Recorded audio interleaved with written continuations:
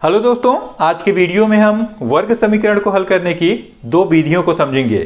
तो आइए इस वीडियो को शुरू करते हैं। देखिए, ऐसा समीकरण जिसमें चर का अधिकतम घात 2 हो वर्ग समीकरण कहलाता है। और वर्ग समीकरण का मानक रूप ax² धन bx धन c बराबर 0 इसको लिया जाता है। तो चलिए देखते हैं इन दोनों विधियों को। पहला है गुणनखंड विधि। इस विधि में बीच के मान को हम दो भागों में तोड़कर इसको हल करते हैं और सूत्र विधि में एक सूत्र है, उस सूत्र में रखकर मान को हल किया जाता है।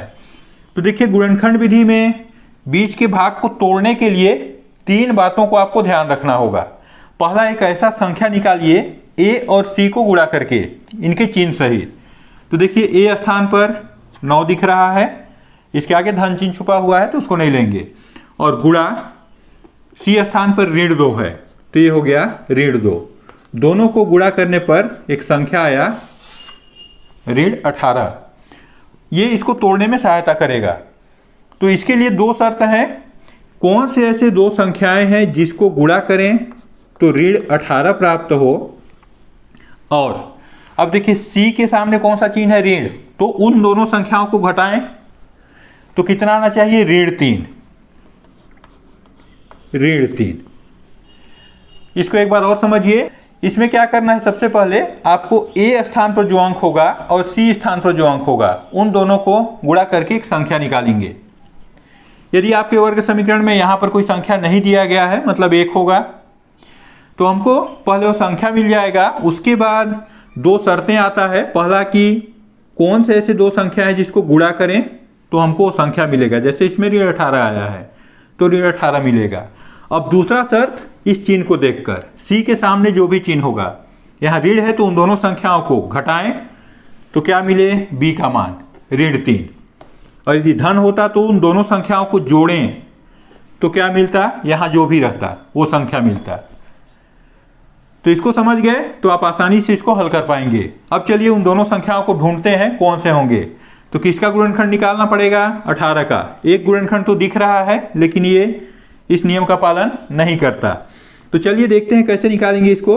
तो 18 लिख करके आप इसके सभी गुणनखंडों को निकालिए। तो क्या क्या बन सकता है, देखिए इस तरीके से हम इसको हल कर सकते हैं। ये इसके सभी गुणनखंड आ गए। क्या क्या जोड़ा बना, 18 का गुणा 1 से करेंगे 18 प्राप्त होगा। दूसरा, 2 का गुणा 9 से कर सकते हैं, 18 प्राप्त होगा। तीसरा, इन दोनों को कीजिए 6 का गुणा 3 से कर सकते हैं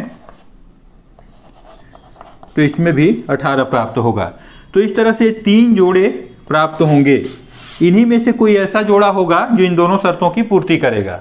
तो देखिए, नीचे वाले को देखिए। तो हमारे पास ये तीसरा 6 और 3, इन दोनों को यदि हम घटाएं तो कितना प्राप्त होगा, ऋण 3।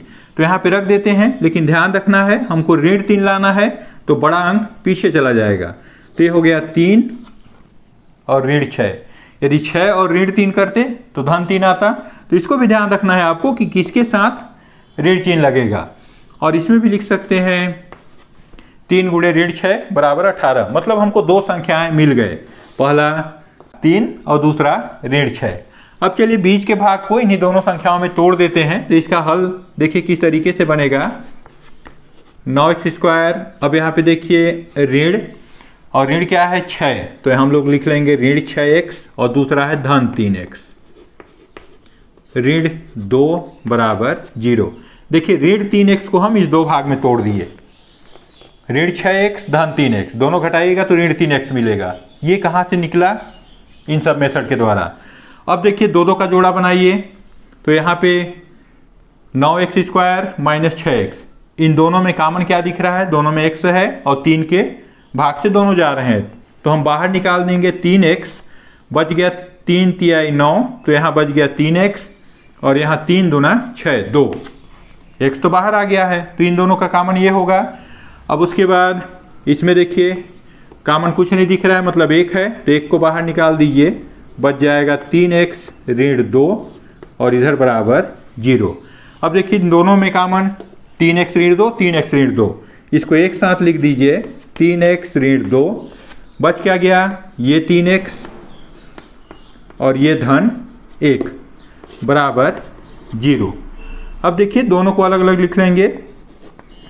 3x ऋण 2 बराबर 0 और दूसरे साइड लिख लेंगे 3x धन 1 बराबर 0।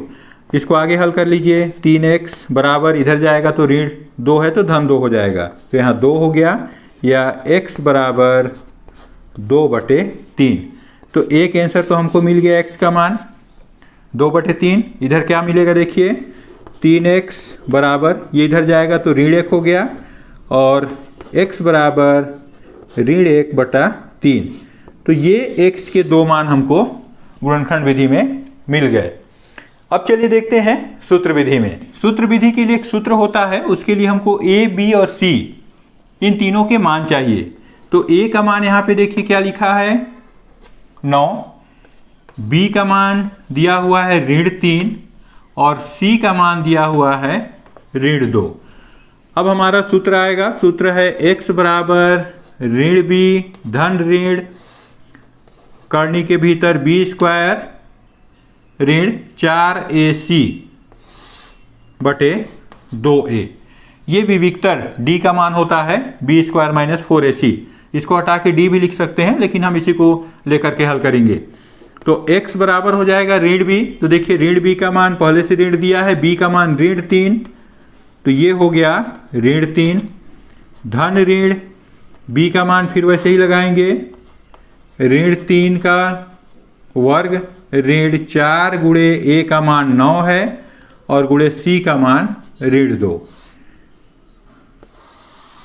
नीचे आ जाएगा 2 गुणे a का मान 9।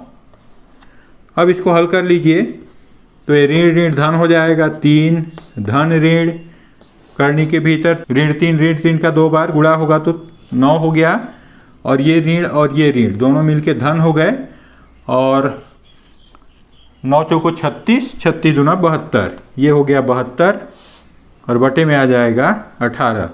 और इसको हल करेंगे तो 3 धन ऋण करनी के भीतर 72 और 9 81/18। और हल कीजिए इसको, तो 3 धन ऋण 9 9 81 होता है, 9 बाहर आ जाएगा और 18।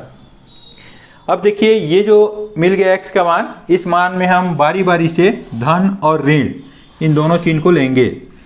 तो पहले बार लेते हैं धन चिन्ह को लेने पर,